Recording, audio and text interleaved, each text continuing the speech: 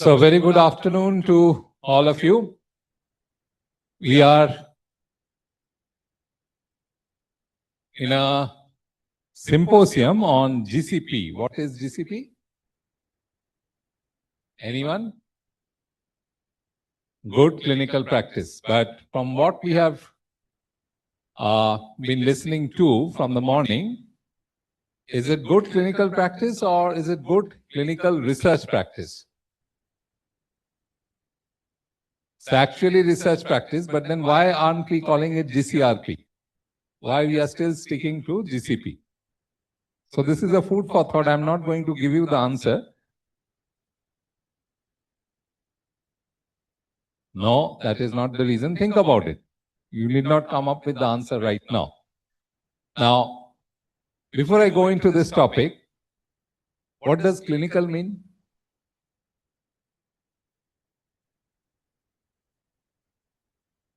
Anything pertaining to patients. That means living human beings. But do they always have to be patients? Can they be healthy persons in the context of clinical research? So, clinical research involves human beings. They may be patients, they may be healthy persons. Can they include something else? For instance, can clinical research include dead human beings? Cadavers? If you're working in forensics or anatomy with cadavers, are you doing clinical research or not? Yes. Can it mean unborn human beings? Embryos, fetuses? Yes. If you're working with, say, human bones, human tissues, human cell lines, so would you be doing clinical research or non-clinical research? Clinical research. In fact, the ambit of this term clinical research is very broad. So anything that has to do with human beings, including human medical records. You may be doing your research work with human medical records and you'll not be coming into contact with any human being, living or dead in the process. Still, you'll be doing clinical research. So the ambit of GCP is very broad, but this particular topic, which we are going to address right now, participant safety and adverse event reporting in clinical trials, both the traditional aspects and some of the new AI-related aspects that we'll be discussing. It's more restricted. It has to do with clinical trials, not all kinds of clinical research. So what is a clinical trial?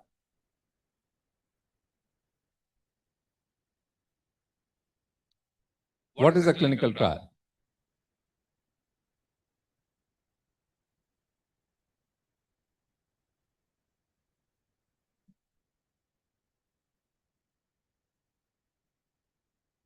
So clinical trial is, as Madam has said, it's an experimentation with human subjects. We need some more qualifiers. It's a prospective study. So something which moves forward in time, not something which has already happened and we are analyzing the data retrospectively.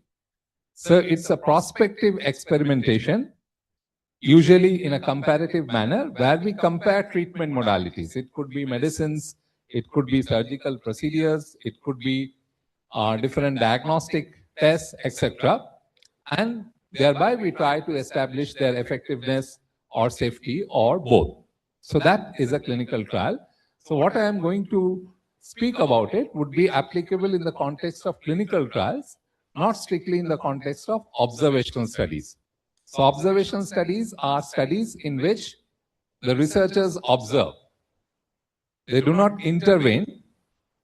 Interventions may occur, but that intervention would either be decided in the course of some natural exposure or would be determined by somebody who is actually treating or managing the patient, not the researcher. So here we are going to speak about experimental studies and participant safety. So we have learned about the fundamental tenets of bioethics. Can you say 1, 2, 3, 4, 5? What are these 5 tenets? Number 1, is somebody saying it a little louder, please. Autonomy. A for autonomy. So the right to self-determination. 2, yes? beneficence, and almost in the same breath with beneficence comes non-maleficence. So autonomy, beneficence, non-maleficence, then justice. So these are the four fundamental and classical tenets of bioethics. We have added two more subsequently. One is called confidentiality or privacy, which is a very difficult tenet to manage in the social media age. And the next one, or the last one, don't laugh, it is called honesty or truth. Okay, so it has to be put down as a principle because it is in short supply. Okay. So clinical research without ensuring patient safety is unethical. So your objectives, the primary objective of doing a clinical trial, maybe you are trying to assess the effectiveness of a new medicine. But that doesn't mean that you'd be ignoring the safety aspect. Even if it is not your declared objective, you must take appropriate measures in order to pay respect to the principles of beneficence and non-maleficence together, that you have to take appropriate measures of ensuring safety. And because you are not God, you cannot ensure that everything would be 100% safe. If unsafe things do happen, you'll be taking cognizance of that, reporting that, and trying to minimize their effects. So science cannot be above human safety. Now in GCP, we have these major stakeholders. Your clinical trial subjects, we are actually avoiding the word subject these days, we are calling participants. So participants are at the center of the GCP universe. And who are the other major stakeholders? You can see some. So who is the sponsor? Who is the sponsor? Someone who is funding the study and taking overall responsibility for organizing things. Then the investigator. Who is an investigator? So the person who is actually conducting the study at a study site. Now if that person is also funding, the investigator and the sponsor becomes the same entity. But the way that most of clinical trials run these days, investigators and sponsors are generally separate. EC, the ethics committee, it's a stakeholder. So as per ethical guidelines, as per law, ethics committee provides the ethical oversight of things which are going on in the name of the clinical trial. And finally, you have the regulator. So if you are doing clinical experiments with medicines, medical devices, imaging procedures, diagnostic tools, etc., our regulator would be our Central Drugs Control, which we say the formal name is CDSCO, Central Drug Standards Control Organization. So the safety is a collective responsibility. It is not one person's or one entity's sole concern. So all the stakeholders have their role to play in ensuring patient safety and monitoring for adverse events in the context of clinical trials. Now, how long should safety monitoring go on? Actually, it's a continuous process. So long as you have a medicine in the market, safety monitoring is a continuous process.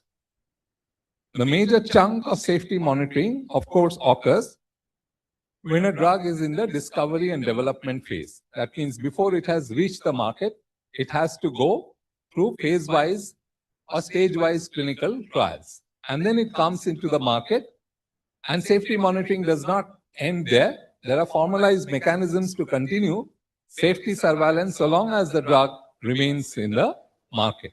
So it's a continuous process. What we say is from womb to tomb. Many of you here would be aware that clinical trials with medicines is a serious business. It's a complex business, and in fact, it is now regarded as one of the most complex activities that human beings engage in, next only maybe to rocket science. Okay.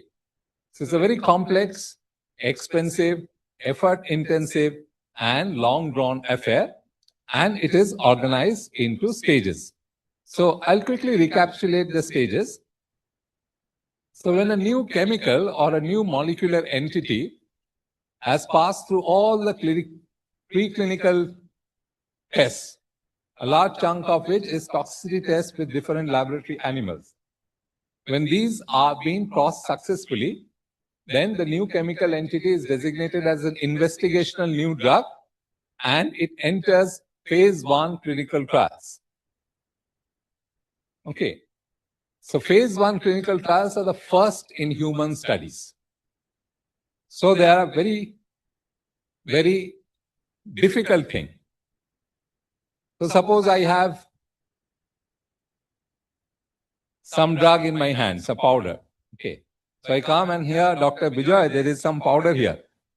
This has never been tested upon any human being. It has been given to some laboratory rats, some mouse, 2 or 3 rabbits, and maybe 2 beagle dogs.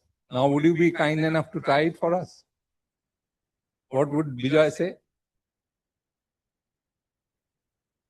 Will you have the guts to say, yes, I'll try it out for the sake of humanity? It is exactly like that. First in human studies.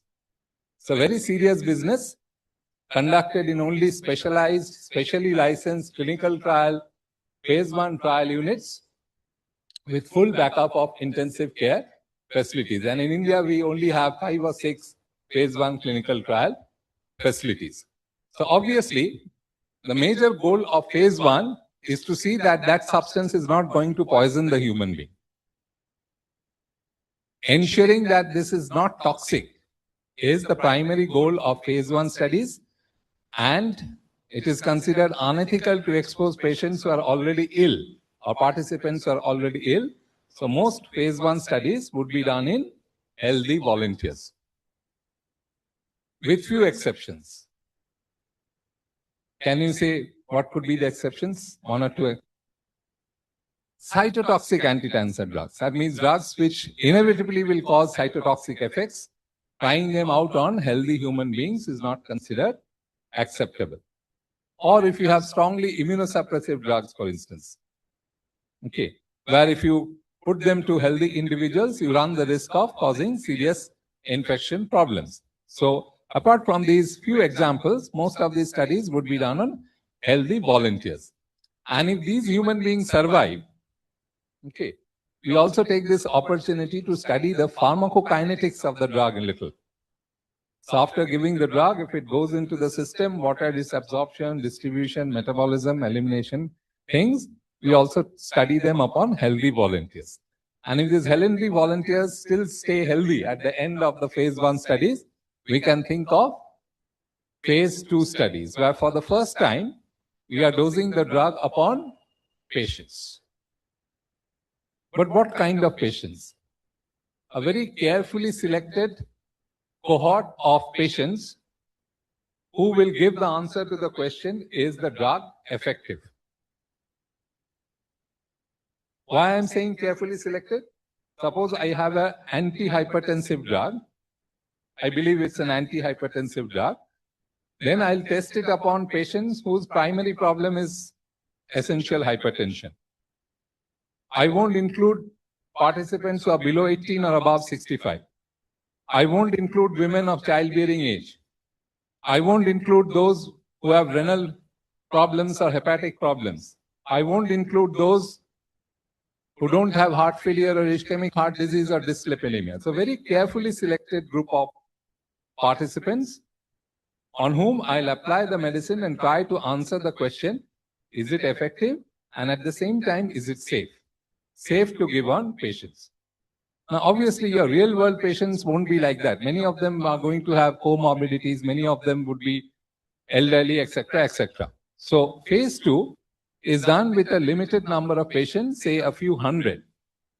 And in addition to effectiveness of the medicine, the safety goals are to see what are the common adverse events and try to describe their nature. If phase 2 is successful, we move on to phase 3, where we scale up the numbers and relax our inclusion criteria.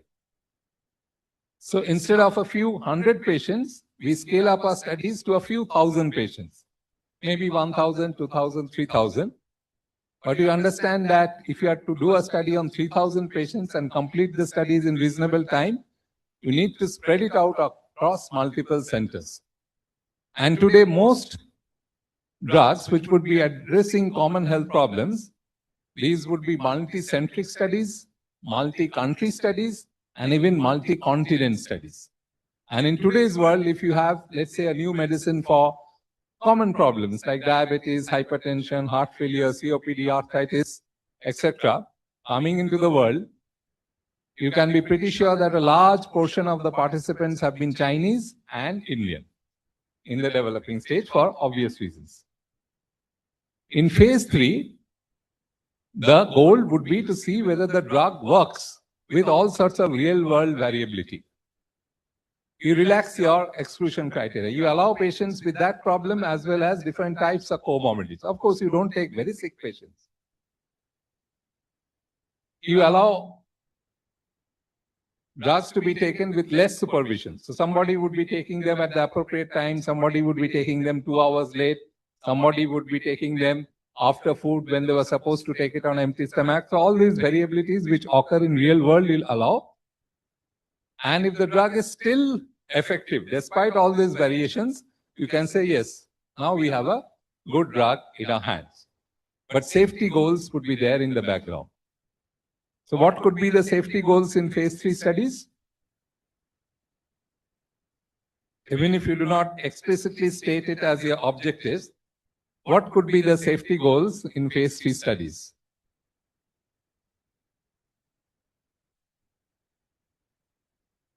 Okay, serious adverse events, because you are scaling up your numbers from a few hundred to few thousands, less common but serious events which would not have been picked up in phase 2 might be picked up in phase 3. Okay. You'll also be able to quantify the more common adverse effects. You can say, okay, headache occurs with 10% frequency, nausea occurs with 5 to 6% frequency. The nausea tends to subside if you continue the medicine for 7 days. These safety endpoints can be further explored. But you won't be able to capture rare adverse events. So, in the parlance of pharmacovigilance, any event which occurs with a frequency of less than 1 in 1,000, less than 0.1% wouldn't be picked up. Obviously, because you are only using 2,000, 3,000 participants. So, you'll fail to pick up rare adverse events. You'll fail to pick up adverse events which only occur after prolonged use. How long can you do a trial? For 6 months, 1 month, 2 years? You can't do a trial for 20 years. So you won't be picking up long-term adverse effects. You won't be picking up adverse drug-drug interactions, because in your exclusion criteria, you'll be excluding many drugs. So even after studying a drug on a few thousand patients, you cannot be absolutely certain that it is a safe drug. If you want to be absolutely certain, then you'll never have the drug out in the market. So if phase 3 can be completed and you can show that, yes, your drug is effective despite all the real world variability and with an adverse event profile which is acceptable, then you can apply for an NDA. So your investigational new drug, you'll apply for a new drug license. And if your regulator is satisfied, your regulator may take 2 or 3 years to be satisfied, then they will give you a marketing license. And then if you feel that your drug is commercially viable, you can market it, but your safety monitoring will continue even after marketing. So phase 4 studies would be done. Phase 4 means post-marketing studies, either in the form of passive surveillance or in the form of active trials in which we, let's say, use the drug on special patient populations, elderly, children, hepatic impairment, renal impairment, so on and so forth, and try to see if the drug is safe in these special situations also. So that is the long story of development of a new drug, and even if we don't declare safety endpoints as explicit goals, you will always have to monitor new drugs for safety.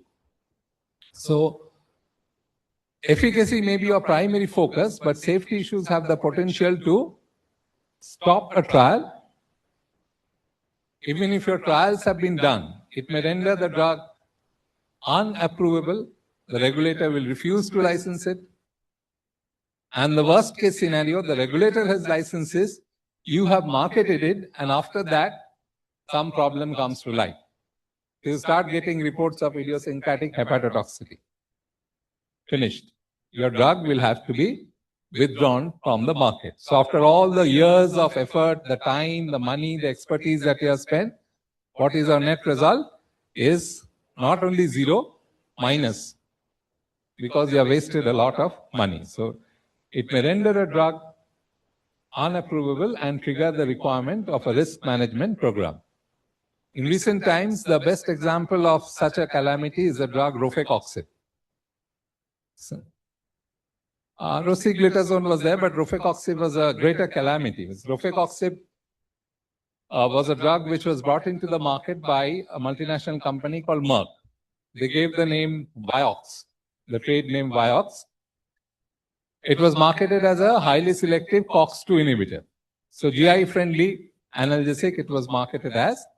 But after it had been in the market for some time, it was noticed that it was precipitating acute ischemic heart disease events, acute coronary syndromes, and several fatalities probably linked to the drug were reported. The result was a lot of hue and cry was raised in the market. Merck faced a lot of lawsuits against it from the affected patient families in Europe and the United States.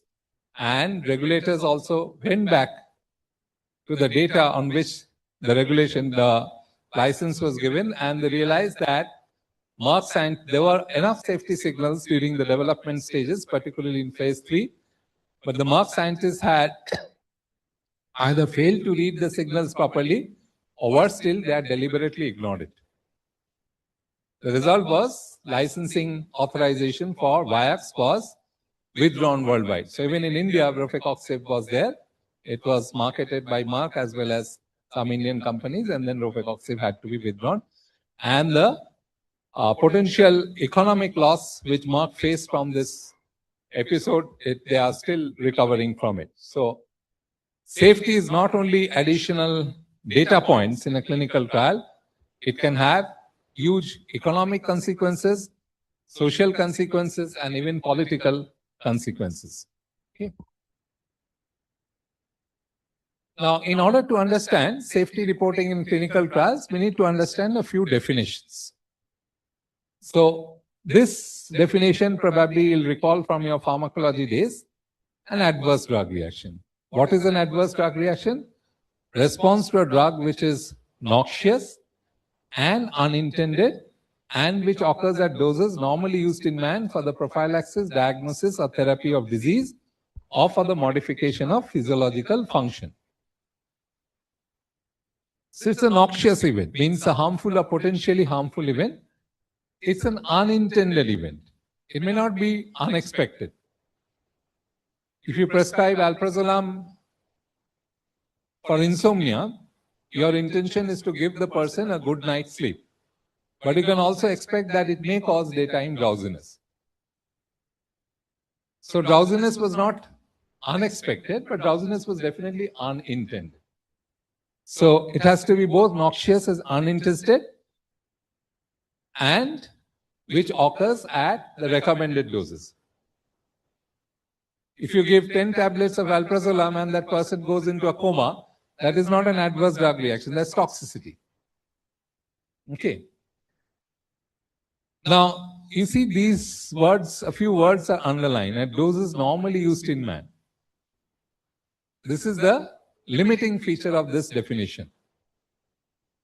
Why are they underlined? What is the significance? Why are these words the limiting feature of this definition? Yeah. At doses normally used in man. So in order to apply this definition, you have to know which are the doses. Yes?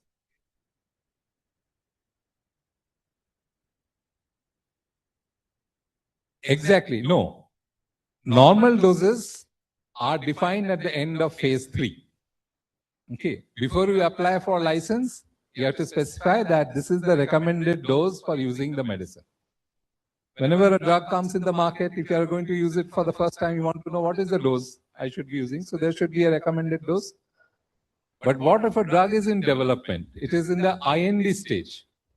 It has not yet come into the market. There, if you are facing an event, would you call it adverse or not? You have to compare it with the recommended dose. But there is no recommended dose when you are in the trial stage. So the limiting feature of this definition, which is accepted by both the International Council for Harmonization and WHO, it is restricted to marketed medicinal products. It does not apply to drugs in development. So we have to come up with an alternative definition. All noxious and unintended responses to a medicinal product related to any dose may be regarded as adverse drug reaction. Okay. So this was proposed by the International Council of Harmonization because in the pre-approval stage of a new product or the new use of an existing product, the recommended therapeutic dose may not be established as yet. Okay. Now we have still one more term, adverse event. So why do we need this additional term? Let me give you an example. Suppose somebody is taking a drug. He walks out of his front door, gets knocked down by a motorcycle, bike accident, fracture both bone legs, hospitalized. What is that? Is this a side effect of a drug or this is a road traffic accident?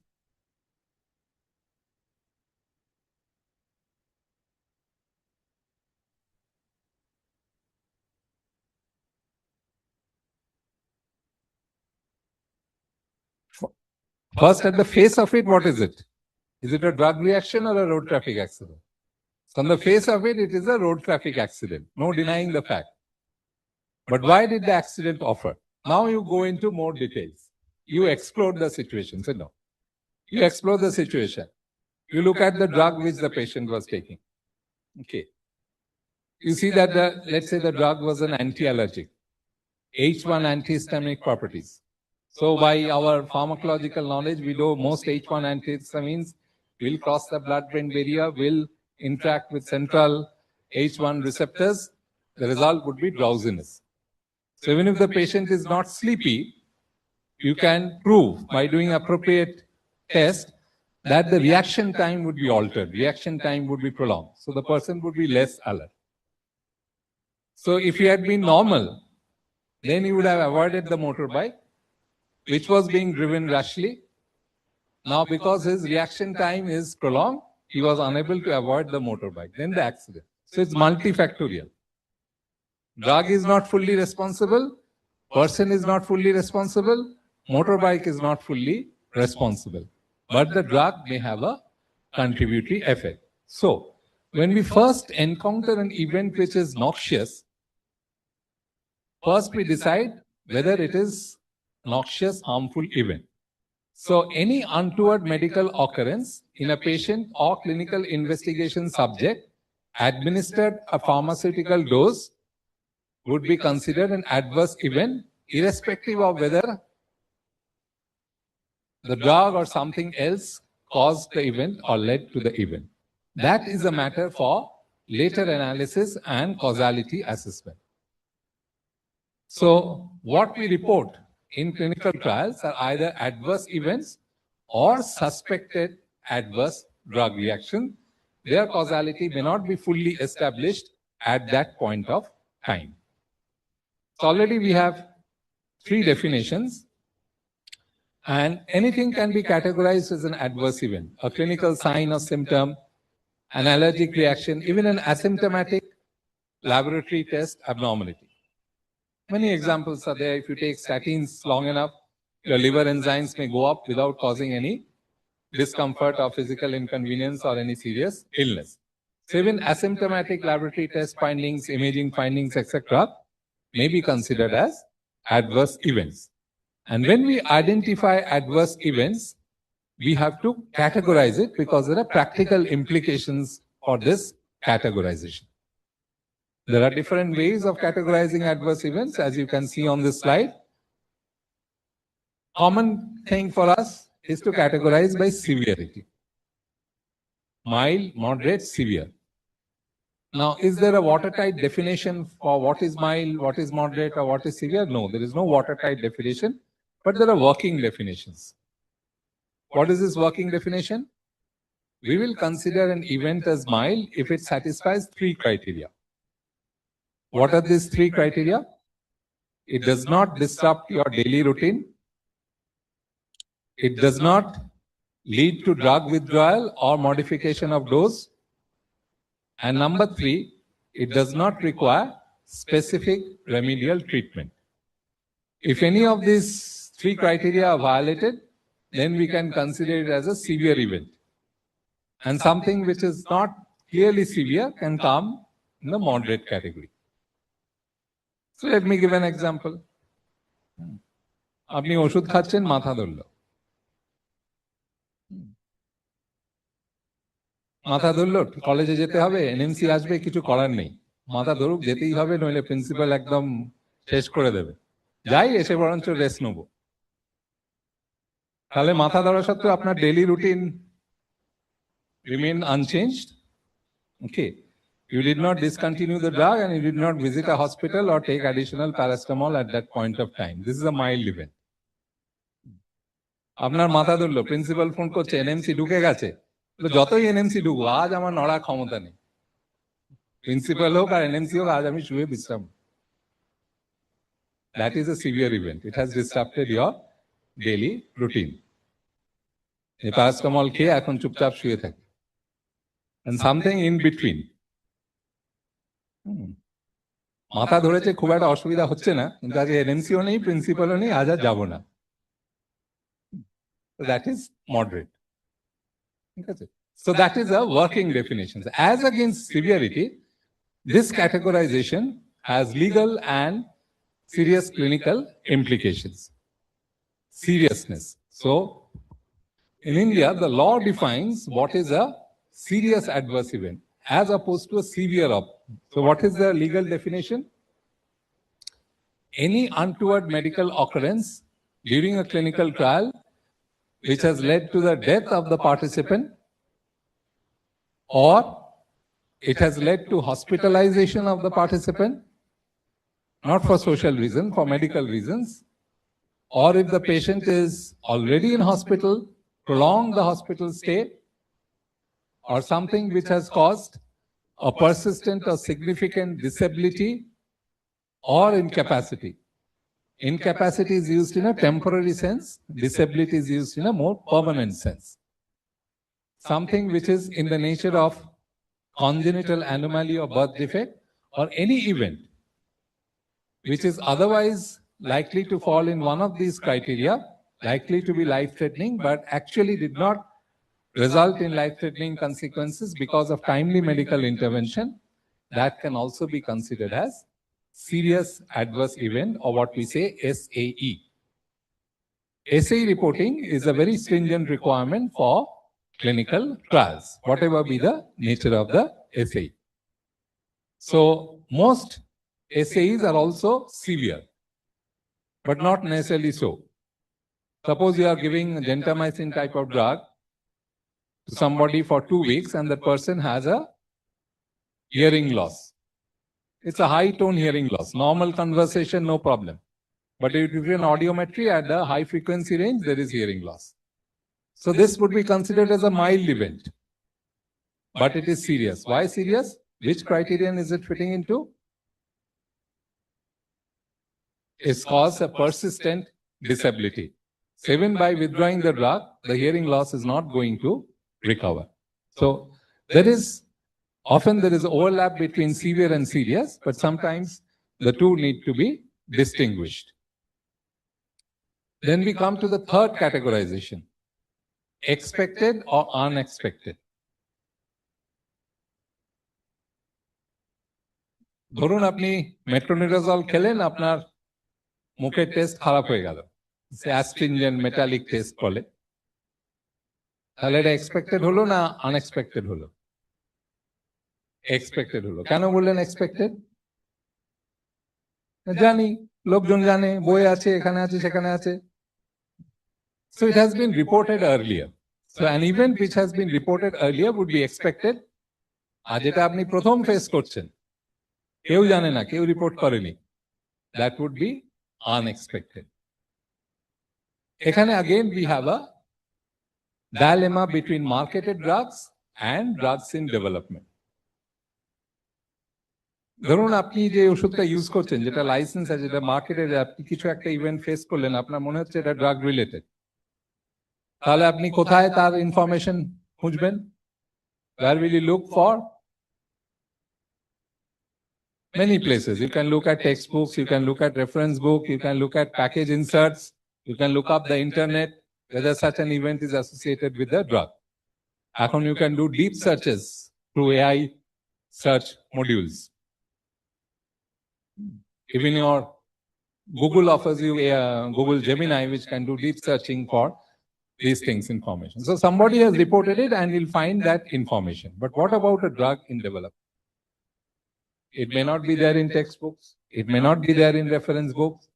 It may not be, it will not have any prescribing literature because it is not yet marketed. But what happens during a clinical trial? The investigator is given a compendium of information. Okay, that is called the investigator's brochure. আগে physically দেয়া হতো, এখন হয়তো একটা e-file, একটা PDF document দেয়া হবে. So that investigator's brochure sums up all the relevant knowledge about the drug up to that stage of development. যদি phase 1 trial হয় তাহলে সেখানে preclinical and laboratory testing সম্বন্ধে বলা থাকবে। যদি phase 2 trial হয় সেখানে preclinical and laboratory testing and phase 1 কি রেজাল্ট হয়েছিল বলা থাকবে। যদি phase 3 হয় তাহলে clinical laboratory data, preclinical laboratory data, phase 1 data, phase 2 কি কি স্টাডিজ হয়েছিল, তার কি কি সামারি রেজাল্টস ছিল, কি কি অ্যাডভার্স ইভেন্টস ছিল, সেগুলো রিপোর্টেড হবে। So for an investigational new drug, the reference safety information is in the investigator's brochure. For drugs already marketed, it is called, the technical term is in the SPC literature, summary of product characteristic literature, বা যেটা popularly we say the prescribing information about the drug. Okay. So expected and unexpected is an important distinction. Okay. The industry has a term called SUSA. What does it stand for? Suspected, unexpected, serious adverse drug reaction. Okay. It is suspected to be an adverse drug reaction. That means drug related, not just an event. At the same time, it is serious. That means it is fulfilling one of those criteria. And it is also unexpected. Purota mile SUSA. Let's say a drug is being tried out in 10 sites, A, B, C, D, E, F, G, H, I, J. After 2 months, study has started. Site A reports an unexpected hepatotoxicity. Okay, cholche. After another 1 month, site F reports an unexpected hepatotoxicity. So 2 reports of unexpected hepatotoxicity, question mark. Then after another 2 months, site J reports a case of unexpected hepatotoxicity. Now a big question mark on the future of the drug. So SUSAs getting reported too frequently means the end of the clinical development program for the drug, however important it is. So you don't want to die of unexpected hepatotoxicity because of that drug. So SUSAs are a very important industry term, and a few SUSAs here and there can kill the development of the product. By Indian law, SAEs have to be reported, and there are separate industry requirements for SUSA reporting. There are standardized formats for reporting. I am not going into the same. This is easily accessible, what kind of data are there. Now, over the years, a number of legal provisions were added to our Drugs and Cosmetics Act related to clinical trials, safety reporting, And a very important addition was Rule 122 DAB, which for the first time, some 20 years back, introduced the provision for compensation in case of clinical trial related injury or death.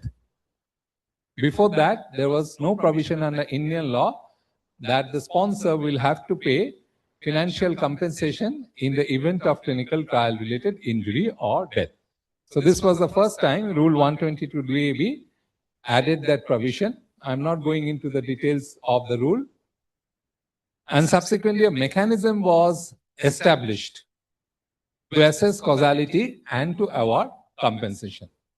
So basically what it happens is that it is now mandatory for all sponsored clinical trials, commercially sponsored clinical trials, to report SAEs in an organized manner. The SAEs, once they are reported to our Central Drugs Control, they will be examined by subject expert committees. Earlier they used to be known as New Drug Advisory Committees. Now they are called subject expert committees. So there are subject expert committees for different therapeutic areas, and they are populated by scientists and physicians drawn across India from different medical colleges by rotation. So they examine the reports of SAEs and they decide whether a causality can be established, and the causality will subsequently dictate the compensation. And what Rule 122 DAB has said, and which has now been incorporated in our new drugs and clinical trial rules of 2019, is that in the event of a clinical trial related injury or death, the participant or the participant's next of kin have to be paid compensation. There are two components to this compensation. The first component is for the medical management of the injury for as long as it was required or till the time of death. So this component can be waived off if the participant received free treatment. Otherwise, compensation can be claimed by the participant or their next of kin, and this compensation will be paid at actuals. যতটা খরচা হয়েছে ততটা তাকে reimburse করতে হবে. The second component of compensation is that over and above the money that has been required for medical management, an additional compensation will have to be paid. Now, এখানে একটা if আছে. This will not have to be paid every time. It will have to be paid only if it is established that the drug, the event, could be related to the drug. If it can be established that the event is not related, unrelated to the drug, then the second component of the compensation will not have to be paid. However, if it cannot be established that it is unrelated, there is even a remote possibility of being related, then the affected party will have claim to this compensation, and this compensation will have to be paid by the sponsor. If it's an academic clinical trial, such as if we do a postgraduate thesis in a medical college, then the medical college authority becomes the sponsor, effectively the sponsor, and is liable to pay compensation and also free medical treatment. Okay, there is no exception. You are an MBBS student, you are an intern, you are a very lowly paid junior resident. All these excuses will not happen. If you are doing a trial, you are the sponsor, you are the principal investigator. The law is the same for everybody. You are liable to pay compensation. Okay, and in fact, the moment a serious adverse event occurs, a clock starts ticking. A sequence of events is set into motion. So investigator, within 24 hours of occurrence, will have to report this event to whom? The investigator will have to report it to Central Drugs Control, will have to report it to the sponsor, and will have to report it to the ethics committee. 3 জায়গায় report করতে হবে 24 ঘন্টার মধ্যে. এখন ইন্ডিয়াতে বেশিরভাগ trial হয় outdoor বেসিসে। পেশেন্ট হয়তো মারা যাচ্ছে, সেই খবরটা পৌঁছচ্ছে না ইনভেস্টিগেটরের কাছে। তো সারা দেশ থেকে আপত্তি উঠলো, আমরা তো মনে হয় জানতেই পাচ্ছি না। যখন নেক্সট ভিজিটের টাইম হলো, পেশেন্ট এলো না, আমরা ফোন করলাম, বললাম উনি তো মারা গেছেন। So how can we report it within 24 hours of occurrence? So the drugs control said, okay, you report it within 24 hours of getting to know about the event, but we'll not change the wording, because if we change the wording, then you'll never get to know about the event. Okay. So within 24 hours, the sponsor, investigator has to report it. Now, within 14 calendar days of the initial report, the sponsor and the investigator will have to send a joint report. Joint report to whom? Again to the ethics committee, okay, and to the subject expert committee within the DCGI and to the head of the institution. So you notice that there is an arrow going to the head of the institution, but no arrow coming out of the head of the institution. So the poor head of the institution does not know what to do with the report, and he or she with a comment, dekhun eshab ki hocche, send it to the ethics committee. So within 14 days, ethics committee receives 3 reports. One is the 24-hour report, one is the 14 calendar day report, and the third report from the head of the institution with his or her strong comments noted on it. Okay. This is 14 calendar days. মাঝখানে রবিবার ছিল, দিওয়ালির ছুটি ছিল, ওইসব চলবে না। 14 calendar days.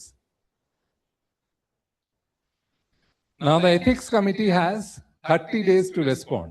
The ethics committee, whatever they would like to do, call a meeting, call an online meeting, correspond through email, they have to decide and give an opinion on that essay. Earlier it was very nebulous, but now there is more or less a structured format what opinion has to be given, and a very important component of the opinion is on the relatedness. Does the ethics committee after review feel that the event in question is related to the drug? The opinion of the ethics committee is given very serious consideration. If the ethics committee opines that it could be related, it will never be discarded. Okay, because of the reasons why, the way in which this reporting has to be done. So within 30 days after due analysis, the ethics committee will have to forward it to DCGI, and the DCGI will have 90 days to report, giving 60 days to the subject expert committee, and they come out with their own report. Not their own report, but their order regarding compensation. And they will pass the compensation order, and the sponsor will have to comply with this. Okay. If monetary compensation is involved, they will have to pay the money, but the sponsor doesn't directly know the name and contact details of the participant. So everything is routed to the principal investigator. So this is the law as it stands now in India, and it is equally applicable for both, whether you are working in a corporate hospital or in a medical college which offers full free treatment to patients, or in a health center, or in a private charitable clinic. Anywhere you are doing a clinical trial, the same law applies. So do I have 5 minutes time? Timekeepers kothay? Time ache to 5 minutes. Okay. So now I'll change track and we'll go a little bit into what AI is doing, or what AI is proposed to be doing. Before that, any questions here?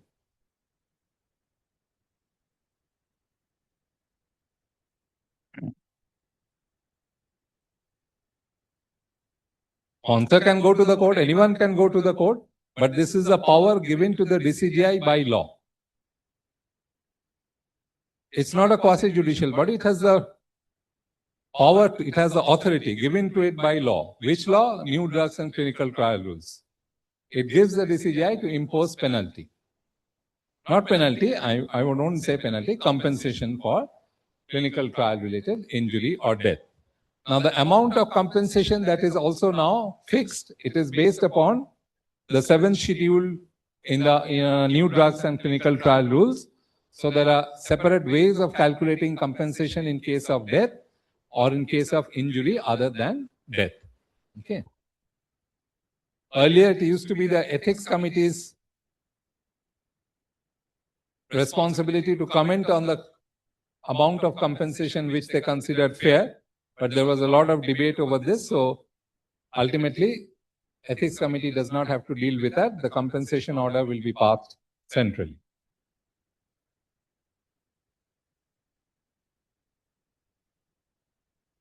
Okay. Now you have to pay the compensation money. How will it pay? You have to evolve your own mechanisms. For sponsored clinical trials, commercially sponsored clinical trials, the Government of India has made it mandatory that all the sponsors will have to take insurance. And the compensation will have to be paid out of that insurance money. If you look at the amount of compensation in case of clinical trial related injury, the minimum compensation which will have to be paid is 2 lakhs per participant. This would be for a aged participant, very moribund state, life expectancy less than 6 months. As against this, a healthy participant, otherwise healthy, only one problem for which the medicine was being given, aged 18 years, that person's compensation can reach 96 lakhs, means almost 1 crore. So if you have 200 patients in your trial, okay, you can imagine the amount of money the insurance company will charge as a premium. And all the insurance companies, whether private or nationalized, they have sensed good money in this business, and all of them are in the clinical trial insurance business now. They have separate arms. Okay.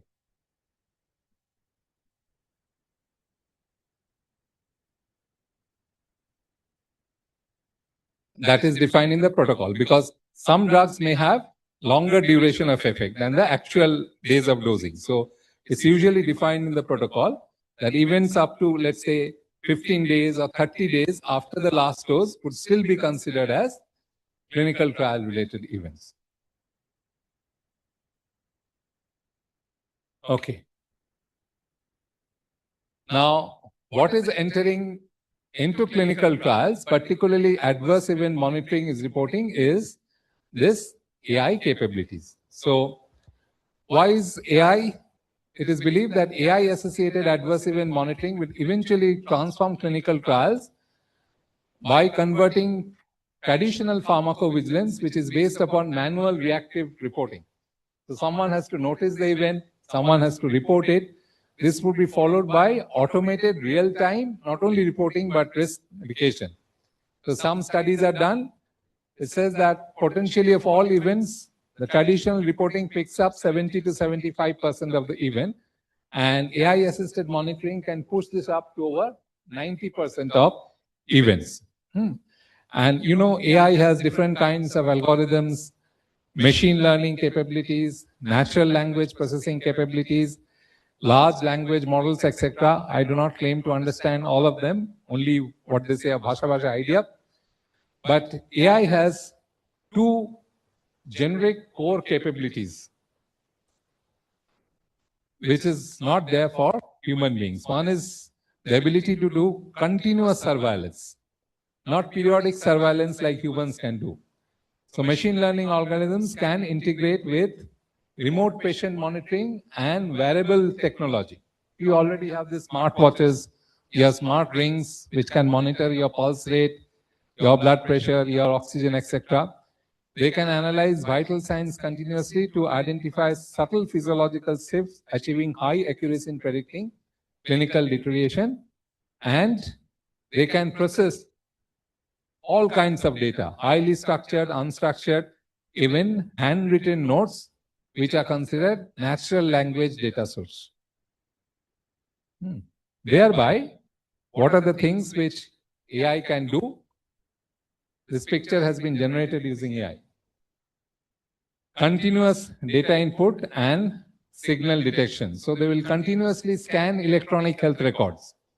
For participants in clinical trials, the health records which are being generated, they'll be scanned. If the patient has wearable technologies, I think it is not very clear, the font it is not showing on this digital screen. But continuous data ingestion and signal detection, the way the human mind works, how you analyze the data to determine causality, This can be fed into machine language algorithms, and they can do real-time intelligent evaluation and causality assessment. It is not that you have to shift through the data, arrange a meeting of experts, and all of them will sit and look at the data and have a back and forth conversation and then decide upon things. This can be automated.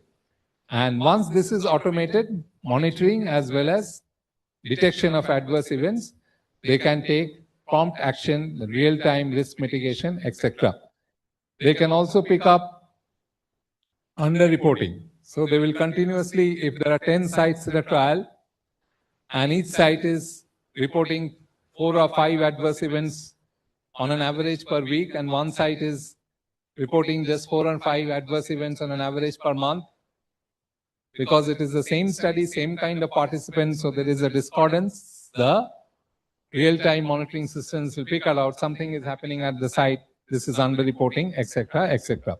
So all this monitoring, causality assessment, and risk mitigation measures can be automated. And these are the major differences. Data collection now, as is happening, is through periodic on-site visits and manual entry through electronic CRFs. This can be automated. So continuous data input from electronic health records. So you don't need to enter the blood pressure and pulse rate at 10 o'clock on this day, 10 o'clock next day, 10 o'clock third day. This would be continuously monitored by the system. Detection of anomalies, retrospective analysis of fixed schedule records in traditional mode, rapid pattern and outlier flagging within hours of data entry. Signal processing, signal is reported association between an event and a drug without this association being causally established. So signal processing now requires manual triage and is prone to a lot of errors and all these things. So that can be made easier. And causality assessment can be made much less labor intensive and much less accurate. These are all the predicted advantages of AI-assisted monitoring of adverse events versus traditional monitoring. But there are challenges also, and the 3 main challenges. If you increase your sensitivity of picking up adverse events, what will go up simultaneously? The number of false positives will go up. And if you have to shift humanly to shift and identify the false positive, so that defeats some of your purpose of saving time. So more sensitive it is, the more the number of false positive comes out. And then there is something called the black box phenomenon, Halovakshu. The way it is arriving at a decision, okay, this patient had high blood pressure. This blood pressure was the result of the drug which the patient was taking. So if a human being says, you'll say that, explain, how did you arrive at this conclusion? But for the machine, it is a black box. Machine ke jigesh korle machine aata unta. She just bolbe na, association is there. So you may not be able to understand how the machine has arrived at this conclusion. It has just arrived and given you, and maybe you'll find that the conclusion is true, but it's very difficult to explain. And finally, there is regulatory challenges. Regulatory challenges in different parts of the world, that how much to trust the machine-generated data, whether you still need a human screen for the machine-generated data, or you'll accept as a whatever the machine says as truth, and you'll send it up and report it without going through human screen. So these are the 3 challenges: increasing number of false positive with increasing sensitivity, the black box phenomena, and different compliance and regulatory challenges. So with this, we will conclude here, and any more questions, I'll be happy to take them up. Okay.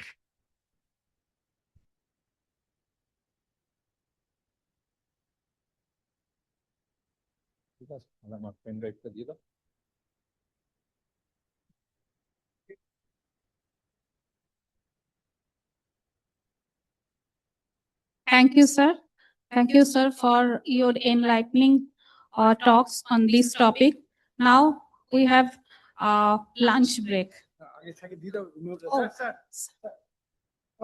Sorry. Now we are going to felicitate Dr. Avijit sir. I would like to invite Paushali, Dr. Paushali Mukherjee. Memento highness.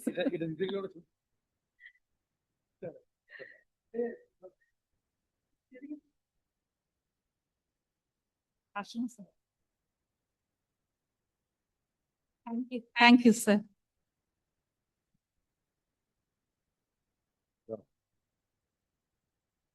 For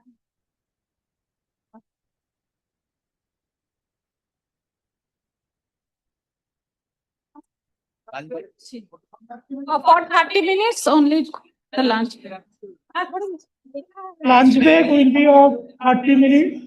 We will start at 2:30.